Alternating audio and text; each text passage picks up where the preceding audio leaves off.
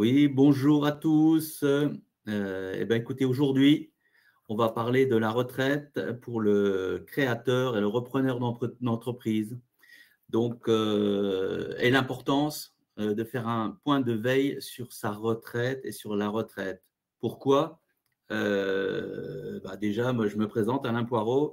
Je suis le responsable Lorraine pour AG2R La Mondiale, donc du marché des professionnels, donc de l'expertise en protection sociale et patrimoniale, plutôt orientée retraite. Et pourquoi AG2R La Mondiale? Vous voyez, il y a 900 conseillers experts en protection sociale, donc deuxième en retraite complémentaire et deuxième en retraite supplémentaire. Donc une entreprise sur 4 est cliente du groupe. C'est pour ça que le groupe a voulu en faire un peu plus sur la retraite pour conseiller les dirigeants d'entreprise au mieux de leurs besoins et de leurs intérêts. Donc ici, commençons par quelques états des lieux sur la retraite. Et voilà, ça va replacer un peu les choses. La retraite des régimes obligatoires, elle est tenue par deux piliers.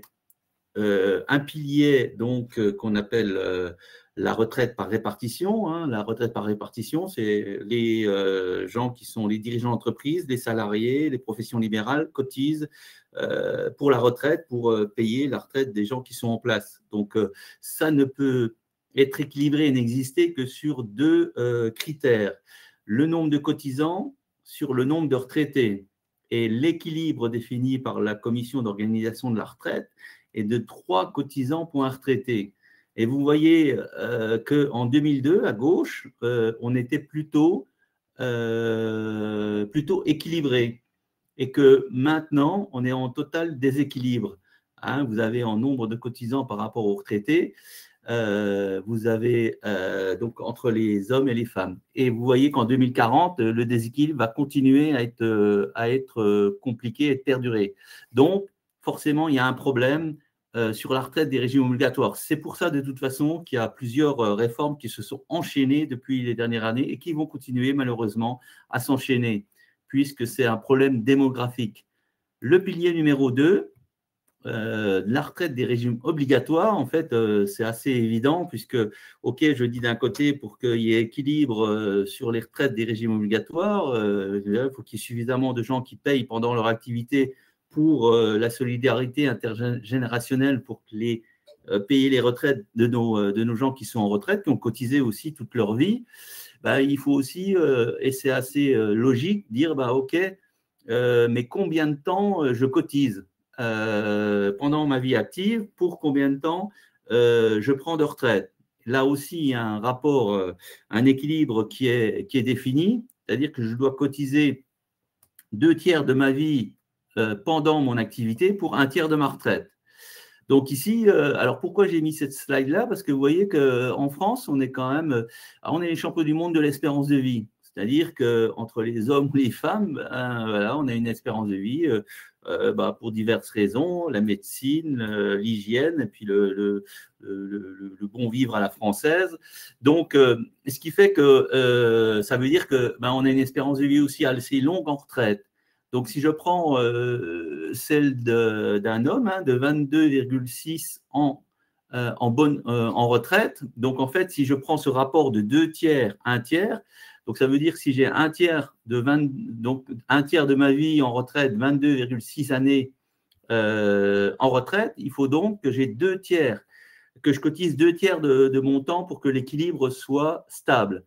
Donc, si on fait un petit peu de maths, il faut simplement multiplier par 2 le chiffre. Donc, ça ferait, pour qu'il y ait équilibre, il faudrait quasiment que je cotise 45 ans, d'accord, pour qu'il y ait équilibre sur le deuxième pilier de la retraite des régimes obligatoires. Donc, on voit qu'aussi, aujourd'hui, même si on a une augmentation de la cotisation, on arrive à 42, 43 ans de cotisation selon son année de naissance, qu'il y a encore des équilibres. Et donc, sur les deux piliers de la réforme des retraites, de la retraite des régimes obligatoires, on est en déséquilibre. C'est pour ça que, de toute façon, voilà, sachant qu'il y a un peu d'argent dans les caisses, il y aura forcément des réformes qui vont exister. Et donc, c'est pour ça qu'il y a une multiplicité des réformes en France. Hein, vous voyez, la retraite des régimes obligatoires, hein, c'est 1945. Et ben, voilà, c'était ce problème démographique, ces problèmes des piliers. On a bien sûr, on savait que ça allait exister. Mais en France, comme tout est compliqué, ben, il a été difficile de tout décaler dans le temps et puis de maintenir l'équilibre là, surtout quand au niveau politique, on n'arrive pas à se mettre d'accord. Donc, il y a eu pas mal de réformes sur ces 15-20 dernières années et à chaque fois qu'il y a une réforme, ben, voilà, on s'y perd un peu. Donc, on s'y perd un peu sur le calcul des retraites, le quand, le combien, surtout qu'il y a plein de possibilités de retraite anticipée, de possibilités de cumul emploi-retraite. Donc, les diverses réformes ont donné aussi de choix de récupérer certaines choses. Mais à chaque fois, ben, on revient sur une loi, on en crée une nouvelle. Des fois, on revient sur les anciennes lois. Donc, ce qui fait que aujourd'hui, comprendre la retraite en France sur le régime obligatoire, c'est très difficile.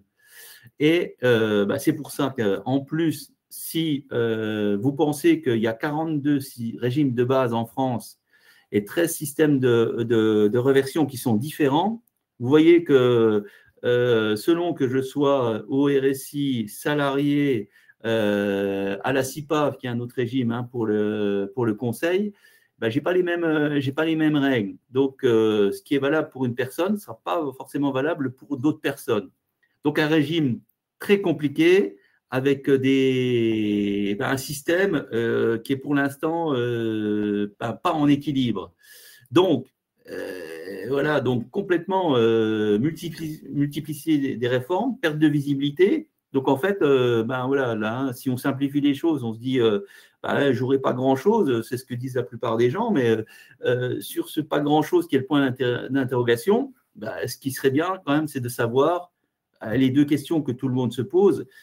Quand est-ce que je peux partir en retraite et avec combien? Et puis aussi, on va le voir derrière, si c'est les deux premières questions, c'est aussi les questions que se pose tout créateur d'entreprise. On va s'arrêter un peu sur cette slide-là. Je crée mon entreprise, mais voilà, mais selon mon statut, quid de ma retraite? Qu'est-ce qui va se donner sur ma retraite? Surtout que si j'ai du chômage, si j'ai des aides, ok, je vais peut-être moins cotiser. C'est quoi les cotisations pour ma retraite? C'est quoi l'impact sur mes trimestres? Est-ce que j'ai un impact ou pas? Et est-ce que ça va me pénaliser ou m'avantager sur la retraite? Ok. Donc ça, c'est des questions. Et le créateur, il était souvent salarié et ben, on lui propose peut-être de rester salarié, d'être mandataire social, ou alors d'être auto-entrepreneur, ou alors d'être travailleur non salarié en entreprise individuelle, ou en EURL, ou en SARL. Donc là, on voit que c'est différents statuts et forcément, ça a un impact sur sa retraite.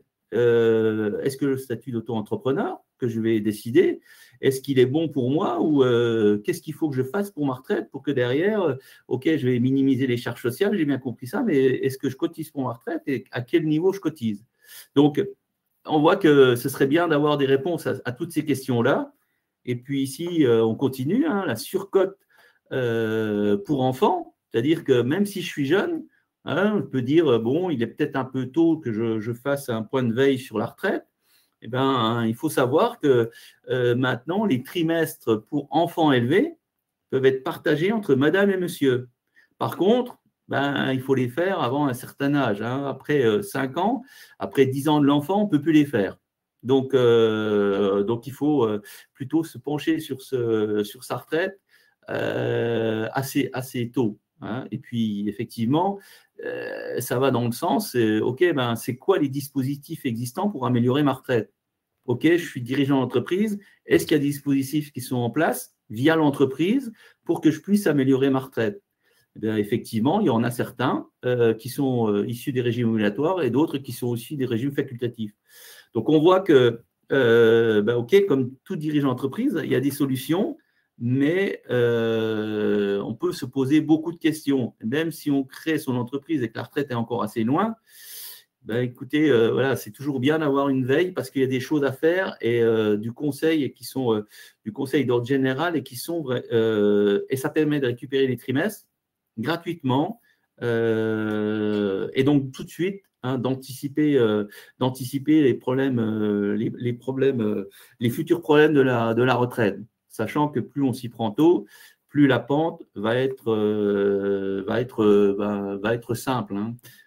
Si j'essaye de me pencher sur ma retraite et de régler mon problème de retraite à 30 ans, ça sera beaucoup plus facile que si je me pose la question à 60 ans et que je vais la reprendre dans 2 ans pour essayer de faire quelque chose pour améliorer ma pension.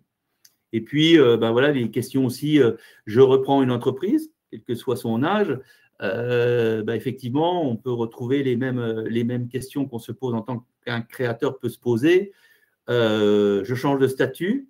Oui, ben d'accord, mais moi, je veux, est-ce que en change de statut et en ayant une politique de rémunération entre les rémunérations et les dividendes, c'est quoi la conséquence retraite? Est-ce que je peux maîtriser cela? Est-ce que, ben ok, hein, j'ai une stratégie de rémunération du couple entre monsieur et madame et mon conjoint dans tout cela, d'accord? Et puis, ben, je profite de cet outil qui est l'entreprise pour ben, avoir une stratégie pour m'arrêter le plus tôt possible ou pour lever le pied à un moment donné. Est-ce que des solutions existent issues des régimes obligatoires ou issues des supplémentaires? On parle beaucoup du plan d'épargne retraite individuelle pour être en phase avec mon projet de vie futur et régler mon problème de retraite. Et effectivement, les dernières questions qu'on peut se poser aussi, j'ai déjà des solutions qui ont été mises en place. À titre personnel, je prends une entreprise, est-ce qu'il n'est pas plus opportun de les faire passer par l'entreprise? Eh bien, voilà, toutes ces réponses-là, eh bien, écoutez, je vous propose que on puisse vous aider à y répondre. Hein, et puis, justement, de cette contrainte-là, de cette réforme-là, de ce problème de retraite-là qui arrive et qui est existant hein, pour les générations actuelles et futures, bah, d'en faire plutôt une force et une opportunité. Ça vous permet de comprendre la retraite en France, de comprendre toutes les solutions, les dispositions que aujourd'hui le législateur met à votre disposition, et donc d'anticiper, de prévoir tous les aléas. Donc, hein, aussi, on regarde, nous, on le voit, hein, pour les gens qui arrivent en retraite, hein, la retraite, c'est 25 à 30% de sa vie. Est-ce qu'on a le droit ou est-ce qu'on peut faire la politique de l'Autriche et négliger 30% de sa vie? Voilà. Donc, on n'a pas le droit de rater la fin de sa retraite. Hein. On peut rater la fin d'un mois, on peut rater 6 mois, une année, mais une retraite, on n'a pas le droit de la rater. Donc, en fait, bah, comme tout dirigeant d'entreprise, hein, anticiper et protéger, bah, c'est le rôle de tout dirigeant. Et donc, en matière de retraite, d'autant plus en matière de retraite, ben, plus on s'y prend tôt, plus on profite un peu de cette création d'entreprise ou cette reprise d'entreprise pour prévoir les choses demain. Et ben, notre métier, hein, c'est de protéger la rémunération du dirigeant, quoi qu'il se passe dans le temps. Et la retraite, ben, effectivement, c'est un temps qui peut être lointain, mais plus on s'y prend tôt, plus on a de chances ben, voilà, de passer la dernière étape de sa vie tranquillement et sereinement comme on l'a convenu. Et je finirai donc en conclusion, hein, on se retrouvera bien sûr vendredi puisqu'on aura un stand au salon ce vendredi, là, le salon Go. Ben, que vous avez le devoir de cotiser en France. Ce n'est pas une option, c'est une obligation. Vous cotisez que vous soyez salarié, TNS, micro-entreprise. Donc, on a le droit et vous avez le droit de savoir à quoi vont ces cotisations-là, d'autant plus sur les cotisations retraite. Donc, ben, la mise en place et la volonté de la Chambre, la CMA, de la CCI, c'est de vous offrir, grâce à cet accord-là, un audit retraite gratuit offert par les chambres. Et bien voilà, j'en aurai fini pour ce webinaire et je vous dis à vendredi. Je vous dis à bientôt, à vendredi, et je vous souhaite une bonne semaine. Je ne sais pas s'il y a des questions. Oui, j'ai vu qu'il y avait des questions, mais Voilà, je reprends les questions. Alors, quelles sont les solutions concrètes pour se garantir une retraite lorsqu'on est au statut de micro-entreprise? Alors, effectivement, venez nous voir vendredi parce que là, si je commence à développer les solutions, il y en a une ou deux. Je pense que je serai plutôt hors délai et je ne suis pas sûr que les chambres vont être contentes puisque le délai, hein, c'est un quart d'heure maximum. Beaucoup de réformes suite à des variations, mais alors, comment pouvoir faire une simulation pour ma retraite à 28 ans? Eh bien, écoutez, alors la simulation, elle sera faite, hein, puisqu'on va prendre la façon de faire, c'est toujours de la même façon. Effectivement, on va déjà acter votre passé par rapport à tout ce que vous avez cotisé et validé comme trimestre. Et on va prendre aujourd'hui votre situation, on va la projeter jusqu'à vos 64 ans aujourd'hui. Quel âge? L'âge légal, hein. On peut partir avant si on a travaillé de bonne heure, avant l'âge civil de ses 20 ans. Mais après, ça sera un suivi qui sera régulier pour derrière, de toute façon, vous donner déjà, même à 30 ans, on sait où on va. On va de toute façon, après, effectivement, sa rémunération dans le futur, on ne sait pas forcément où elle va aller. En tout cas, on sait d'où on part et on sait si on continue comme ça où on va. Donc, on peut déjà loin régler la ligne de mire. Et ensuite, on sait ce qu'il faut faire et pour avoir son besoin ou son minimum retraite. Et donc, ça permet d'avoir d'avoir une direction. Et à chaque fois qu'il y a une réforme ou autre chose, de toute façon, le conseiller se déplace et on règle le curseur pour que derrière, quand on arrive à 5 ou 10 ans de la retraite, il n'y ait plus aucune surprise et puis on soit plutôt serein face à cette retraite-là, qui est quand même une 30% je le répète, hein, de sa vie. Donc, on n'a pas le droit quand même de le rater. Écoutez, pour moi, j'en ai fini puisque je suis à 15 minutes. On m'a demandé 15 minutes. Je vous dis à vendredi.